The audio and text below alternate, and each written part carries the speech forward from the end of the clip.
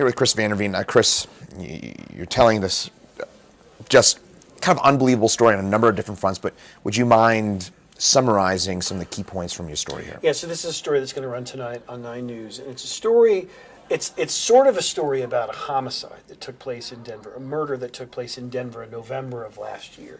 It was in Denver's Cheeseman Park neighborhood. It got some attention. The individual who was murdered in that instance was a man by the name of Stu Habel. He was known by a lot of people in the Denver area. He'd been here for a long time. But this isn't a story about the murder. This is really a story about what happened in the days leading up to that murder by the man who's now convicted in the murder. It's a man by the name of Brian Murray, who has a long history of severe mental illness. And 4 days before police say he went into the home and killed Stu Habel, he started calling Boulder County 911, threatening what's generally known as suicide by cop. And that starts a series of events where he goes to hospital ERs. He goes to a mental health, he tries to get into a mental health hospital. They won't take him. He also goes to jail, and a judge lets him walk on a PR bond. All of this interaction with the system that's designed to catch these kind of cases and to get people to calm down, to sort of lower that threshold, and time again, and yet it failed. And then Brian Murray went into Stu Habel's home on November 17th. Denver police say he brutally murdered by beating Stu Habel before leaving to go to California and calling in more threats. So that's the general overview of a very complicated story. We spent months investigating this, but really the highlight of this is that we talk over and over about a broken mental health care system in this state. And it's really sometimes it's difficult to sort of, what does that mean? What does it look like? And in this instance, what it looks like is this, a very, very serious consequence because of a system that was not operating efficiently. And he said that there were repeated red flashing warning signs with this guy, with Mr. Murray, with Brian Murray, who we were speaking about. And even in your interview with him, by his own admission, he was surprised that he was able to get out free on a PR bond, right? Yeah, so Brian Murray calls in the threats to 911. He is expecting to get into trouble. He is arrested, and there's sort of a loose arrest that's made on him after going to a couple of ERs. The police department, keep in mind, Louisville Police is the agency that's involved in most of this. The Louisville Police really tried to do the right thing on the front end of it, where they, instead of saying, "Oh, we're going to take you to jail," because they could have, they instead said, "Oh, this is a mental health crisis. We're going to take him to the ER," which is what they're supposed to do under the theory. But the problem is that ERs, and this was also November of last year, ERs are very busy places filled with lots of COVID patients. ERs are not great places for people with severe mental health issues, particularly ones that are going through a crisis, to end up in the middle of a pandemic. And so he's quickly seen at the first ER, he leaves, and then goes to another ER the next couple of days later and leaves thereafter too. And so, yeah, Brian Murray is captured by the system for short periods of time. And then finally, Louisville Police says, well, we're going to arrest you. We're going to send you to jail. We're going to charge you with the original 911 threats.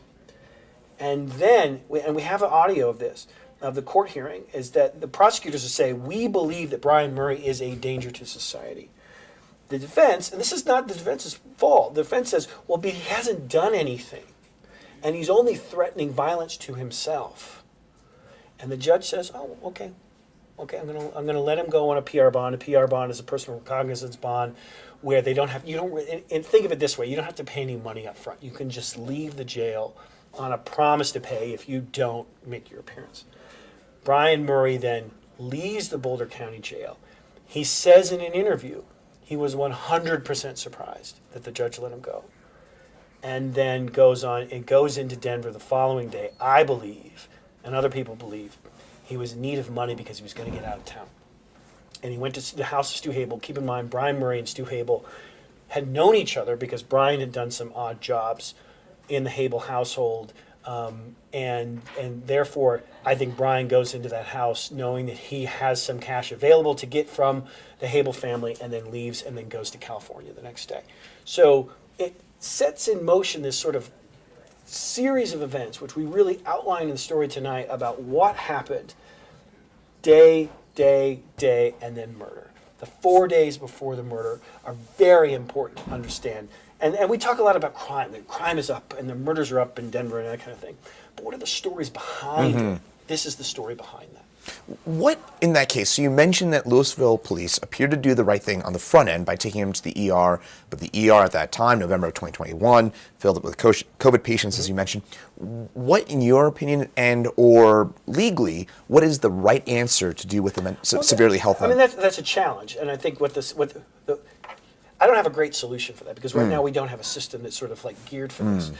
But what we end up doing is sending people going through crises to, in this case, the first hospital they visit was UC Health in Longmont.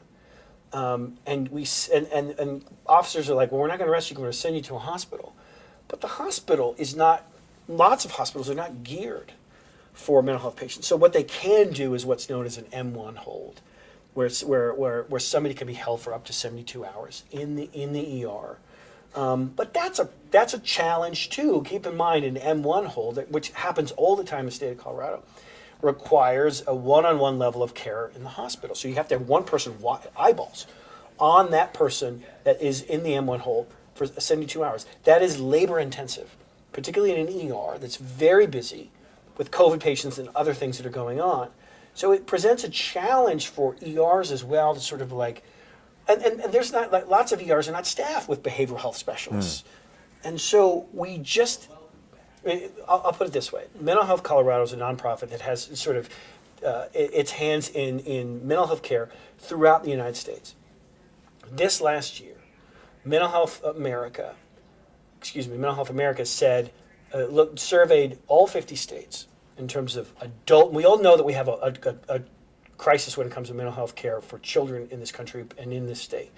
But Mental Health America looked at mental health care in all 50 states and said this in 2022, no state fares worse than Colorado. 50 out of 50. And this is what that looks like when a system's not operating efficiently, where we put people in ERs that aren't staffed with behavioral health care specialists, where we ask them to put them in 72-hour holds, where maybe they don't have the staffing to do it. And when we don't have the bed space, we have a severe lack of bed space in the state of Colorado for behavioral health care beds, particularly for severely mentally ill individuals. This is what can happen. And I need to say this because I think it's very important for the discussion. Most people with mental health issues are not violent. Most people with mental health issues, they're more likely to be a victim of crime, much more likely to be a victim of crime than they are a perpetrator of crime. So keep that in mind as we do this story. This is not an indictment on people who are mentally ill. There's a lot of mental illness in this country, and the vast majority of them are not violent in any way. But as we ask ourselves as a country, as a society, how are we going to catch the people who are potentially violent? We talk all this time, we've talked for years and years about high-profile crimes, and we should have seen something coming. Like, this person was saying this before this family member was concerned. We say this all the time when it comes to these high-profile crimes. This is an instance where that was happening in real time, where Brian Murray was interfacing with the healthcare system, and it wasn't equipped to sort of stop him and have him cool down and get him care. Now, whether that care could have come in time, I don't know. I do know that Stu Hable's widow now, Paige Hable, believes strongly, as does Brian, by the way, that had the system stopped Brian at any one of those times, that Stu Hable would still be alive today. And it's hard to disagree with that, because Brian wouldn't have had the opportunity to sort of do that. And I think that's a question we have to ask ourselves is, what does it mean when our country is failing when it comes to mental health care? This is what it can mean. And that's a big, big problem.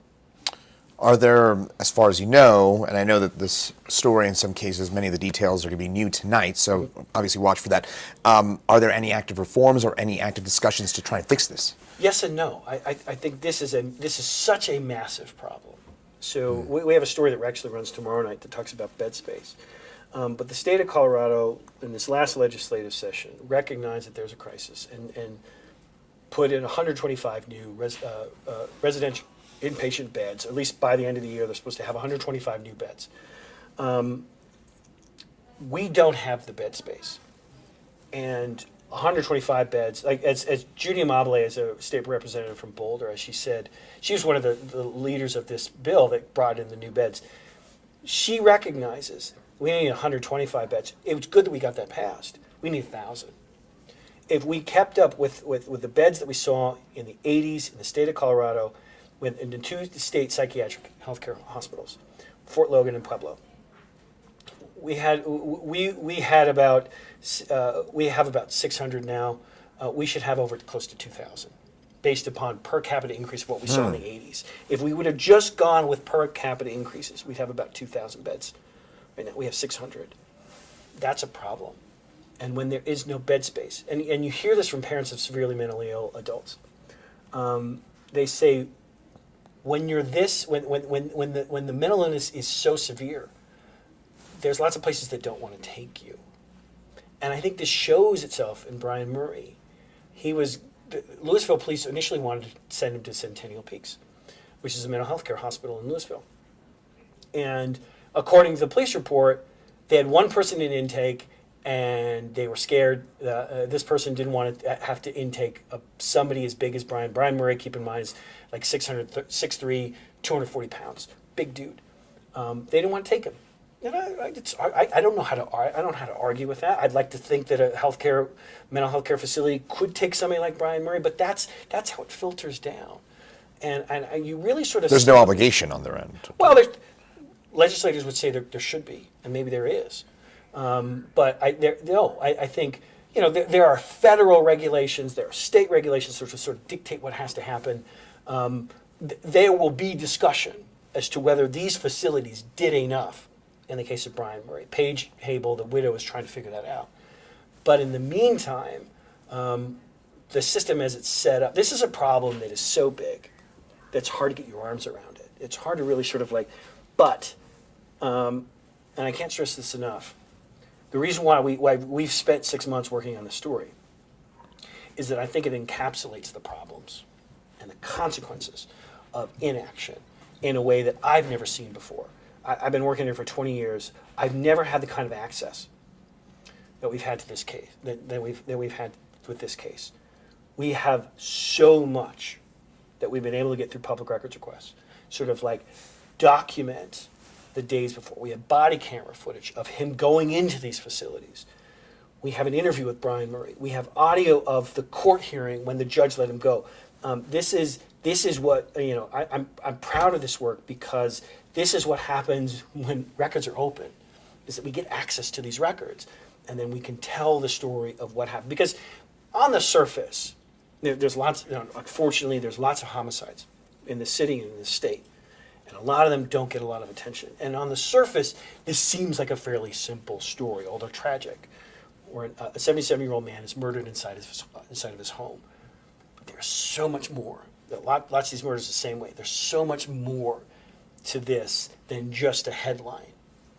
And I think our ability to sort of go back in time and recreate that will show to people, hopefully, this idea that whatever we're doing right now isn't working.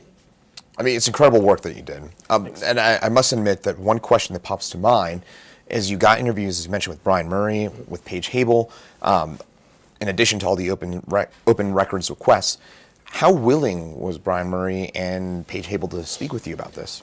Paige was very, because I think Paige wanted to discuss this. Brian, I think, is just where he is. He's in Sterling. So Brian Murray has since pleaded guilty to second-degree murder of Stu Habel. There was an expedited process. Brian agreed very early on to sort of say, I did it, and I'm pleading guilty to second-degree murder. He's now serving a 60-year prison sentence. He's 41 years old. Almost certainly he will die in prison. I don't know what Brian's motivation is. And I also know that, like, talking to an inmate while they're in prison is somewhat perilous in its nature as well. But I do think that it was important to hear from him as well, because of what he is mentally ill. And I think Brian knows it, although he's not as sophisticated in saying it. He'll say, my brain was broken, I'm paranoid, I'm this. This is a man who spent 19 years of his life in the prison system in Iowa and the federal prison system here in Colorado. Most of those years were spent in solitary confinement. He had an underlying mental health issue before he entered the prison system. Messy childhood, right? Yeah, from childhood. He had a mental health care system problem before he entered the interface with the system. And then he went into a prison system where he got nothing. And in fact, he's held in solitary for up to 15 years. That's not going to help your mental health care problem.